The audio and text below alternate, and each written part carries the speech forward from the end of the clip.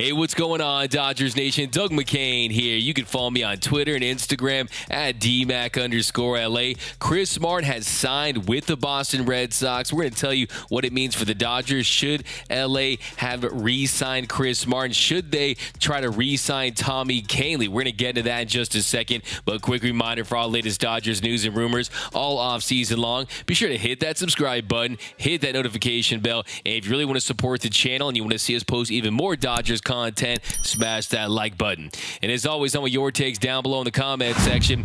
Today's Dodgers Nation question of the day. 1. What is your reaction to Chris Martin signing with the Red Sox? Should the Dodgers have tried to bring him back? Do you like the deal he got? And 2, should they go after Tommy Kahnle? You want to see Tommy Kahnle back in Dodger Blue next season? Let me know down below in the comment section. And for all latest Dodgers news, head over to DodgersNation.com. We've got some breaking news to get into. Chris Martin has signed with the Boston Red Sox. So don't fire up that signing siren. That treatment only goes to Dodgers signings. But Chris Martin is headed to Beantown. It was first reported by ESPN MLB insider Jeff Passan, who tweeted out right-handed reliever Chris Martin and the Boston Red Sox are in agreement on a 2-year, $17.5 million contract pending physical. Sources familiar with the deal tell ESPN Martin, 36, was magnificent for the Dodgers after a deadline trade and parlayed it into a multi-year deal. So my first reaction is that Coldplay has already sold over 100 million albums, and now Chris Martin gets to add another $17.5 million to his bank account. So very happy for Chris Martin. No, look, I'm just going to miss making Coldplay jokes now that he's in Beantown. But Jeff Passan is absolutely right. He was fantastic for the Dodgers. He posted a 1.46 ERA in 24 2/3 innings pitched, had 34 strikeouts to 1 walk. He was outstanding at pounding the zone with strikes. He did not issue free passes, and the big difference for Chris Martin in his time with the Dodgers compared to his time with the Cubs earlier in the season is he did a much better job in LA at keeping the ball in the yard. Save for his first appearance against the Giants when he gave that home run, and everyone's saying, oh, it's the same old Chris Martin giving up dingers. He did not allow another home run in the rest of his time with LA. And you look at his ERA with the Cubs, he had a 4.31 ERA, allowed 5 home runs in 31 1/3 innings of work, and with the Dodgers, just 1 in 24 1/3 innings of work. So he definitely cleaned up that part of his game. And then in the postseason, he made 2 appearances, did not allow a run, but he did allow some hits. 3 hits in 2 innings of work. In the Dodgers' only win of this series, game 1, he ends up going 1 inning, allows 1 hit, got 2 ground ball outs. And then in the clincher for the Padres, the Dodgers game 4 loss,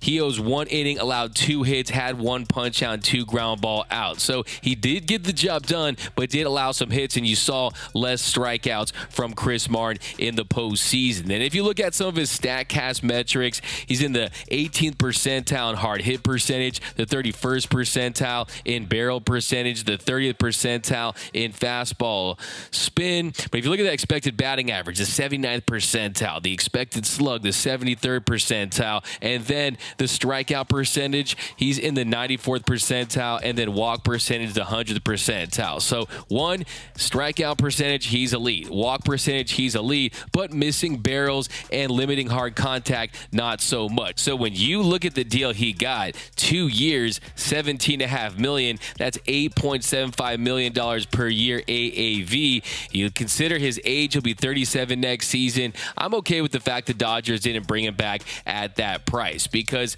he might slide into some old habits. You might start to see the home runs start to tick up. But hey, give credit to Chris Martin for balling out with the Dodgers and getting himself a nice bag. And that is why pitchers should be lining up around the block. That is why pitchers should be on their knees begging the Dodgers to pitch for them. They should be paying the Dodgers to pitch for them because look what happened with Tyler Anderson. Signs a 1-year, $8 million deal and then goes on to sign a 3-year, $39 million deal with the Angels. Chris Martin, he was struggling with the Cubs. Dodgers trade for him. He goes to LA. He turns it around and he gets himself a nice bag. 2 years, $17.5 million. So that is why the Dodgers are always going to be able to find value because they know that pitchers want to pitch here. They want to see what this Dodgers magic is all about. And that's why I'm fine with the Dodgers not bringing back Chris Martin at that price. Now, one of the big questions right now now, though, is should they bring back Tommy Kahnle, because the Dodgers certainly need another dude. Yes, they did sign Shelby Miller, and that could turn out to be